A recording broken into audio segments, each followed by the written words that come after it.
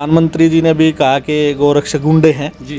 तो उन लोगों के द्वारा समाज भी और गोरक्षक भी बदनाम के जो लोग हैं उनकी मैं गारंटी ले सकता हूं कि वो कभी कहीं पैसे की या किसी भी प्रकार की मिलीभगत की है आपने परिवार वालों ने कभी नहीं कहा कि आपके मन में कभी नहीं आया कि शादी करानी चाहिए, घर बसाना चाहिए? योगेंद्र जी, योगेंद्र कैसे बने? आपका जन्म स्थान कहाँ हुआ? वैसे हमारे गुरु जी आचार्य बलदेव जी महाराज जी उनका ये आदेश था कि भाई जन्म स्थान सारे ही जन्म स्थान अपने हैं, कलवंतो विश्व आर्यम, जी। ये पूरा विश्व हमारा है।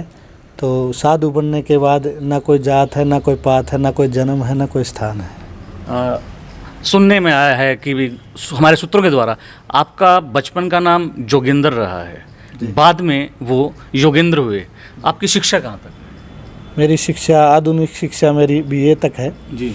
उसके बाद व्याकरणाचार्य और दर्शनाचार्य मैंने गुरुकुल से की है। गुरुकुल ऋषि उद्यान अजमेर से की है, गुरुकुल खानपुर में पढ़ा और गुरुकुल कालवा में। जी। शिक्षा के बाद गौ सेवा में कैसे आए? पूज्य आचार्य बलदेव जी महाराज की प्रेरणा से मैं गौ सेवा में आया। क्या परिवार ने कभी रोका नहीं कि भी कोई जॉब कर लो परिवार का गुजारे के लिए, गौ सेवा ही क्यों, गौ रक्षा ही क्यों? इसमें काफ़ी दिक्कतें आती, काफ़ी कठिनाइयों का सामना करना पड़ता है। देखिए परिवार वाले लोग रोकते हैं, उनका ये मानना रहता है कि भी हमने इसको जन्म दिया है, पाला पोसा है, तो ये हमारे काम आए। परंतु मैं आर्य समाज की शिक्षाओं से प्रभावित हुआ।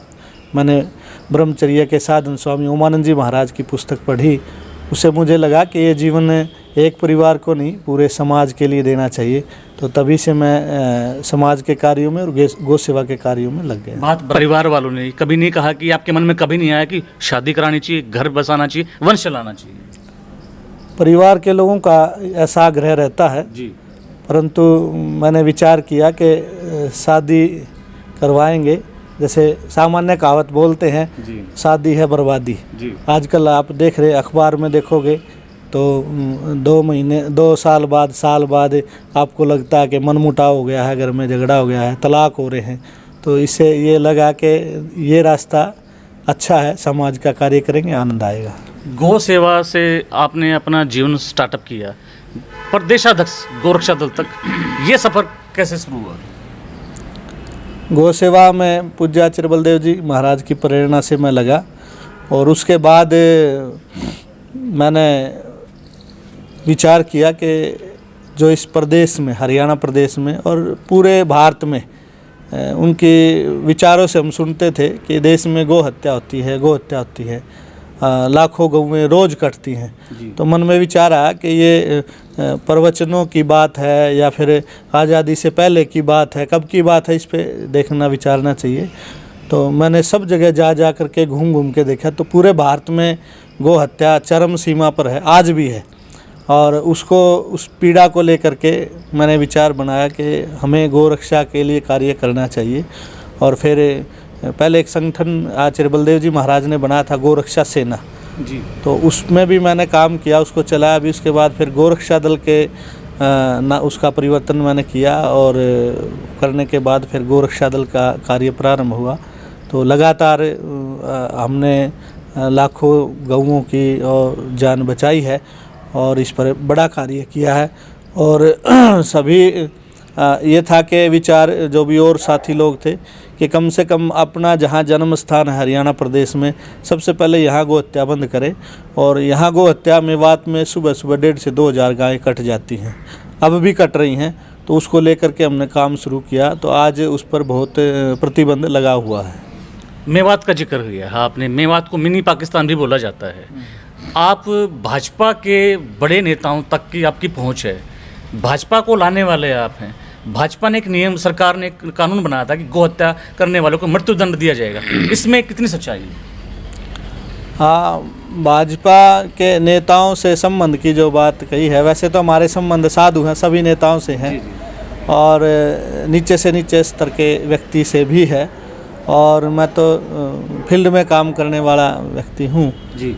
और सभी से अच्छे संबंध है, किसी से राग द्वेष ऐसा नहीं है। और जो कानून की बात आई थी तो मृत्युदंड का कानून नहीं बनाया है अभी तक बीजेपी ने, किसी भी राज्य में नहीं बनाया है।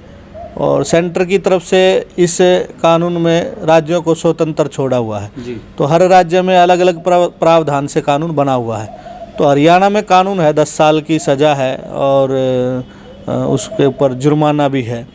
तो सख्ताई जो सरकार की तरफ से होनी चाहिए पहले बहुत कम थी, लेकिन अब आदरणीय मुख्यमंत्री मनोहर लाल जी ने जो मेवात में हमने संघर्ष किया तो उसको देखते हुए अब उनका बहुत भरपूर सहयोग मिल रहा है और हमारे को लगता है कि हरियाणा के माथे से जो गौ हत्या का कलंक है वो मिट जाएगा। सुनने में आता है कि गोरक्षा दल के जो लड़के होते हैं उन पर उपद्रवता का आरोप लगाया जाता है कि वो उपद्रवी होते हैं, इसमें कितनी सच्चाई है? देखिए, आप किसी को रोकोगे तो जिस समुदाय को आप रोक रहे हो उसको लगेगा कि भाई हाँ ये उपद्रवी है, लेकिन ऐसा नहीं है। गोरक्षा दल के जो हमारे गोरक्षक हैं उनको जैसे लोग गुंडा भी कह देते हैं, परंतु जो ये कार्य है गोरक्षा का, जैसे हमारे पास रात को खूब फ़ोन आते हैं कि जी मैं शिव कॉलोनी से बोल रहा हूँ और मेरे घर के सामने ही एक पिकअप खड़ी हुई है और उसमें 5 आदमी एक गाय को ज़बरदस्ती चढ़ा रहे हैं। तो वो लोग मेवाती हो रहे हैं, तो वो जैसे उनको रोकता टोकता है तो वे लोग उस पर या तो पत्थर मारते हैं या फिर गोली तक भी चला देते हैं। तो जब आप उनके उस संघर्ष में आप लगोगे उनको रोकने में तो वो हमारे ऊपर पत्थर भी मारते हैं, गोलियां भी चलाते हैं।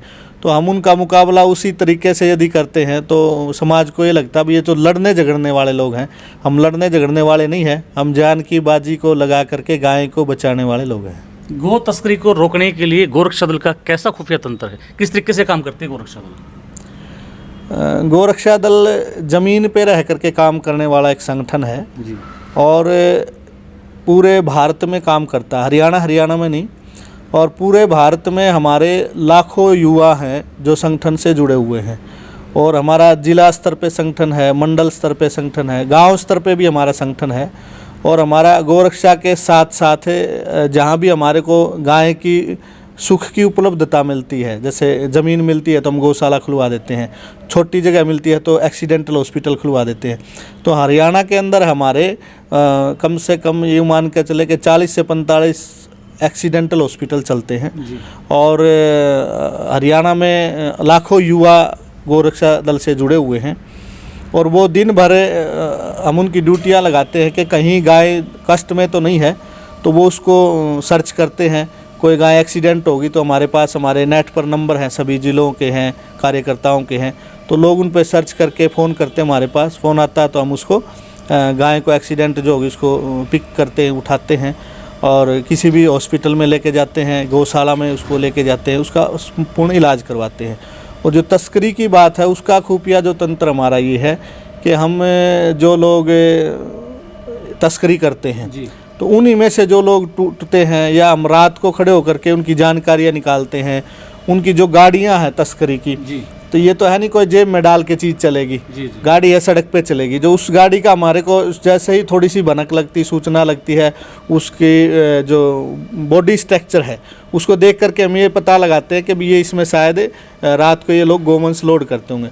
तो फिर हम उन्हीं गाड़ियों को GPS उनके लगा देते हैं और फिर वो गाड़ी जहाँ जहाँ जाती है तो रात भर उसको हम अपने मोबाइल लैपटॉप में देखते हैं। उससे पता ये लग जाता कि हाँ ये यदि खेतों में चल रही है तो इसका मतलब आज ये गाय लोड करेगी। तो फिर वहाँ की टीम को हम सूचित करते हैं, आगे से आगे हमारी टीम नाका लगाती है, पुलिस का सहयोग मिलता है, उसके साथ खड़े होते हैं और उस गाड़ी को पकड़ते हैं। तो इस तरह से हमारे काम चलता है। क्या कभी ऐसा भी हुआ है कि सूचना मिल गई हमें गौ तस्करी की, उस वाहन में गाय आ रही हैं, गोवंश आ रहा है, गौमांस आ रहा है, और वो सूचना कई दफ़ा झूठी मिल जाए, गलत मिल जाए, ऐसा भी कभी हुआ है? हाँ, ऐसा ज़्यादातर होता है जी। वो तब होता है कि हमारी सूचना जो लगाते हैं उसमें जो तस्कर लोग होते हैं वो क्या करते हैं कि जैसे हमारे को सूचना मिली कि फलाने नंबर की गाड़ी आ रही है और उसमें गाय भरी हुई है या मांस भरा हुआ है, तो उनके पास 8-10 नंबर प्लेट होती हैं। तो हम तो उसी नंबर को सड़क पे खड़े होकर के देखते हैं, लेकिन वो चलती गाड़ी में ही नंबर निकाला डाल दिया, नंबर निकाला डाल दिया, ऐसे करते रहते हैं। तो वो कई बार झूठी हो जाती है, पुलिस भी फिर हमारे को कहते हैं आप तो झूठ बोलते हो, ऐसा हो जाता है। दूसरा क्या होता है कि जो सूचना देने वाले ही हैं वो उस गाड़ी को खाली निकाल देंगे, जो नंबर बताया, जो ऐसी गाड़ी बताई है तो आएगी, हम उसको पकड़ने में लगेंगे, वो देखेंगे कि ये तो खाली है और पकड़ी, तो हम उसके पीछे लग जाते हैं तो वो दूसरे रास्ते से वो जो भरी हुई गाड़ी है उसको निकाल देते हैं। गौ सेवकों द्वारा पुलिस प्रशासन पर मिली भगत का आरोप भी लगाया जाता है। कुछ लोग पुलिस के एक दो घटनाएं जो सामने आई हैं जी, तो उनमें ऐसा देखने से लगा है कि भाई हाँ इन्होंने ऐसा ऐसा किया है, तो उसमें हम भी आरोप लगाते हैं और गौ सेवक भी आरोप लगाते हैं। परंतु रक्षा दल के जो लोग हैं उनकी मैं गारंटी ले सकता हूं कि वो कभी कहीं पैसे की या किसी भी प्रकार की मिलीभगत नहीं करते। कुछ लोग हैं, कुछ चंद लोग जिनके बारे में आदरणीय प्रधानमंत्री जी ने भी कहा कि गोरक्षक गुंडे हैं जी, तो उन लोगों के द्वारा समाज भी और गोरक्षक भी बदनाम हो जाते हैं।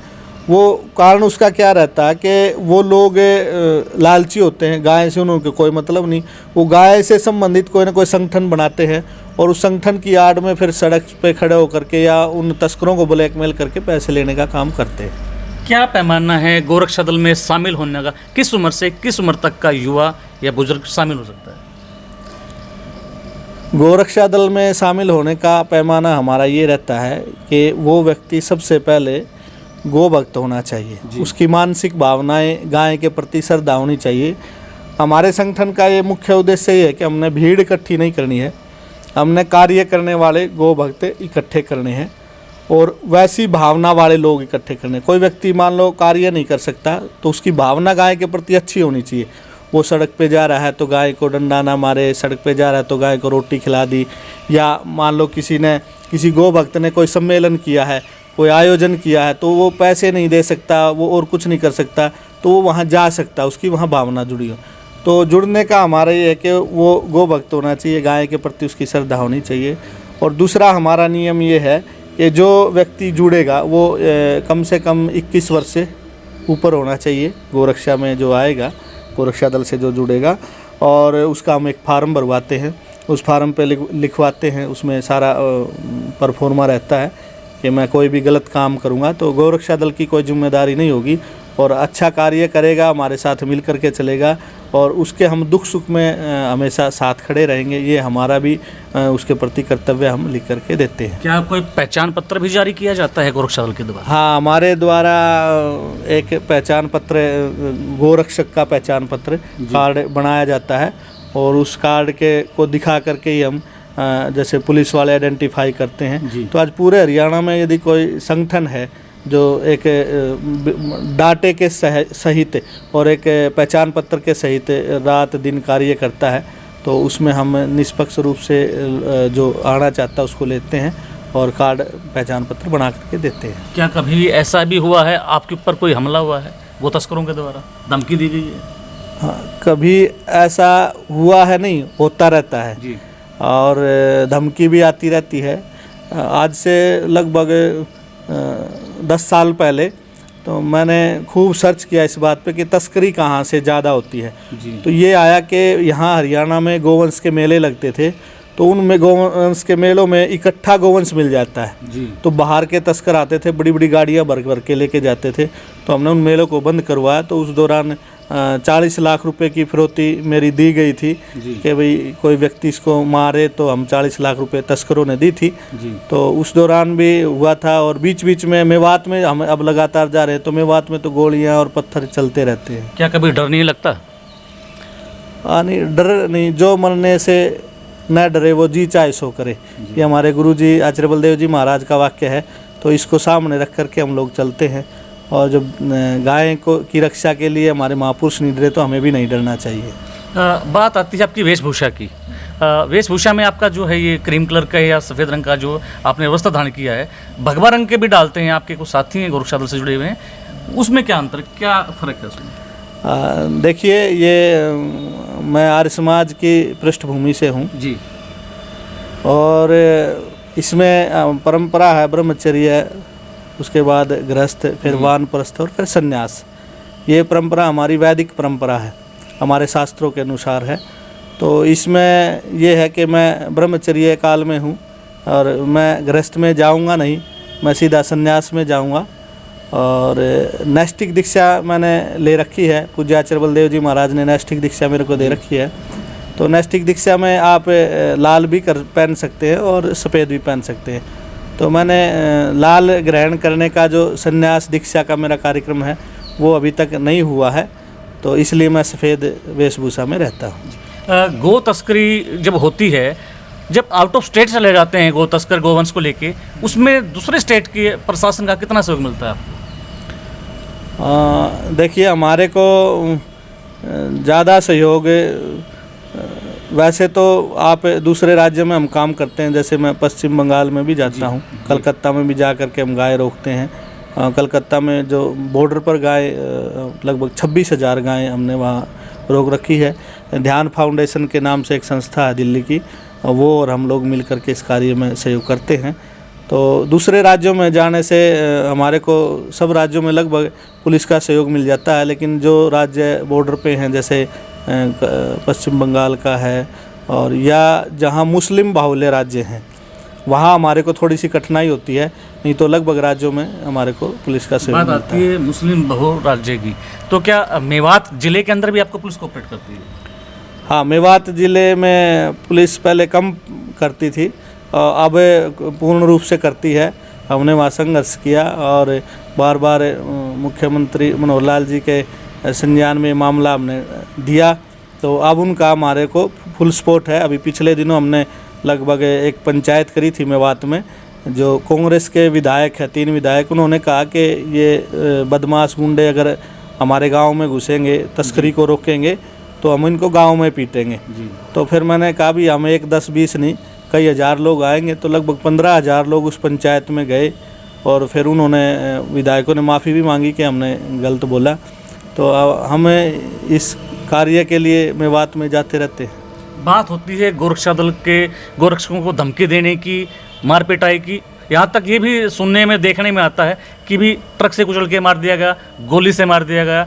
वो जो गोरक्षक हैं जो मर जाते हैं इस आपके इस पैनल में, इस अभियान में, उनके परिवार के लिए गोरक्षा दल क्या करते हैं?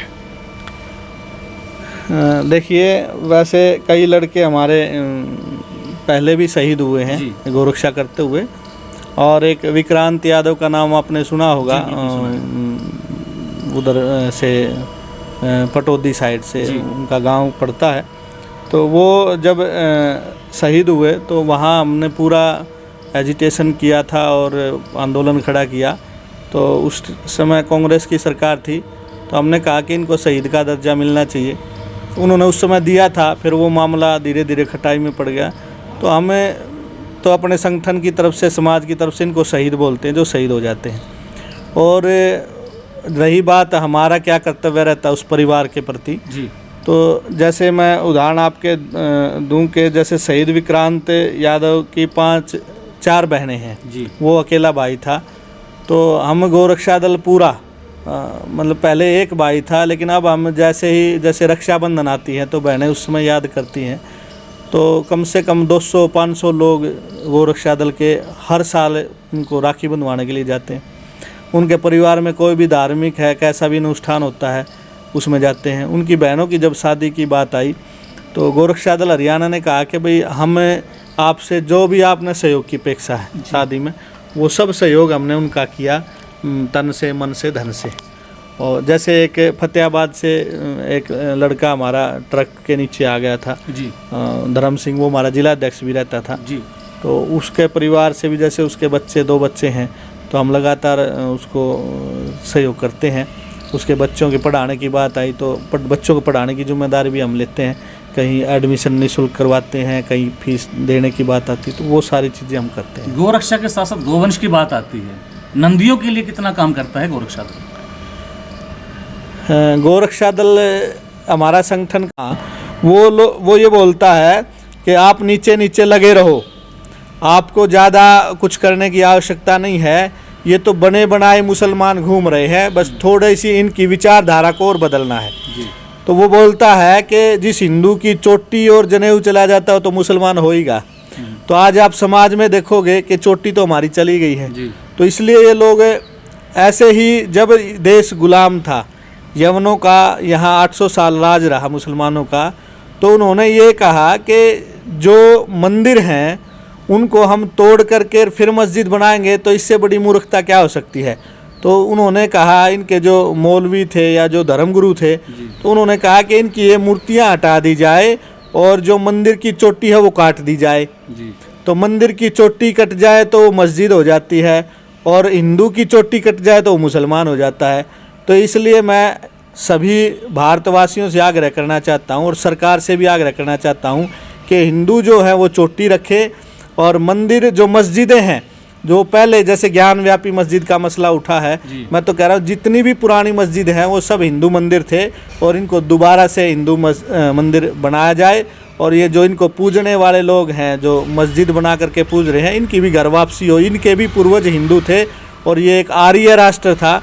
इसके इतिहास में आप जाओगे तो निश्चित रूप से वो फिर समय आना चाहिए, और इन मुसलमान भाइयों को भी अपने घर में वापस आ जाना चाहिए, और जो मस्जिद है उनको मंदिर बना देना चाहिए। इस बात से आप कितने सहमत हैं कि जैसे दिल्ली में अकबर रोड है और यूपी के अंदर योगीराज जी ने कुछ स्टेशनों का नाम बदल के हिंदू धर्मों के जो है अपने वो रहे हैं भगत रहे हैं या वो रहे हैं, उन पर रखा है, तो क्या आप इसको मानते हैं कि ऐसा होना चाहिए?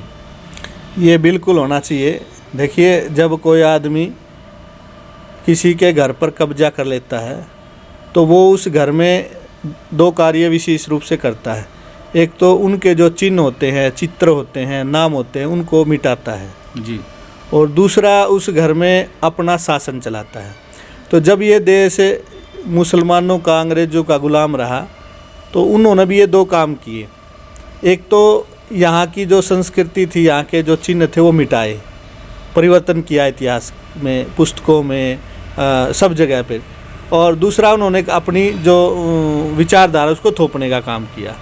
तो जो आदित्य योगी नाथ जी ने किया है, स्टेशनों के नाम बदले हैं, शहरों के नाम बदले हैं, वो एकदम सही है। अब हम किसी भी के गुलाम नहीं है, ये स्वतंत्र भारत है, और हमारे इतिहास को, हमारी बहनों को की इज्जत को, और हमारे जो देश को जिन लोगों ने लूटा है, मारा है, पीटा है, काटा है, नष्ट किया है, हम उन्हीं के नाम से यदि कोई शहर का नाम रखेंगे, रोड का नाम रखेंगे, उन्हीं की धर्म संस्कृति को अपनाएंगे, तो हमारे से बड़ा मूर्ख और कौन हो सकता है। तो इसलिए अब इस मूर्खता को एकदम से हटाना चाहिए। ये हिंदू राष्ट्र है, और इस हिंदू राष्ट्र में हमारे साथ जो अत्याचार अनाचार हुआ है उसको अब हटा करके और हिंदू वैदिक संस्कृति को फिर से लागू करना चाहिए। हाँ भाई, और भी एक सवाल।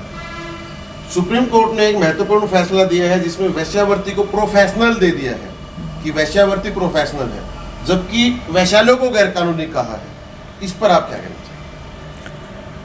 देखिए, ये कुछ लोग तेज और चालाक होते हैं, वो कान को कभी इधर से पकड़ते हैं, कभी इधर से पकड़ते हैं, और साधारण व्यक्ति को बात पकड़ने में समझ में आती नहीं है। वेश्यावृत्ति और वेश्यालय एकदम बंद होने चाहिए। हमारे देश में चरित्र को गिराने वाली शिक्षा ना तो रह सकती है, ना कामयाब हो सकती है। पाश्चात्य देशों में ये शिक्षाएं हैं जहाँ से उनका पतन हुआ है, और अपने देश में शिक्षाएं नहीं रहनी चाहिए। इसलिए वेश्यालय और वेश्यावृत्ति पर पूर्ण प्रतिबंध होना चाहिए और कठोर कानून बनना चाहिए। तो इसलिए मैं इसका पुरजोर हम लोग विरोध करते हैं, और इस पर विचार प्रशासन, सरकार, न्यायालय द्वारा होना चाहिए। ये थे हमारे साथ आचार्य योगेंद्र जी, जिन्होंने गौ माता पे बात की है, हिंदुत्व की बात की है। इनका कहना है कि जो गौ सेवा की बात करेगा और हिंदुत्व की बात करेगा वही देश पर राज करेगा। मैं अपने सहयोगी संदीप बाबा के साथ संजय कुमार, हरियाणा बुलेटिन न्यूज़ से।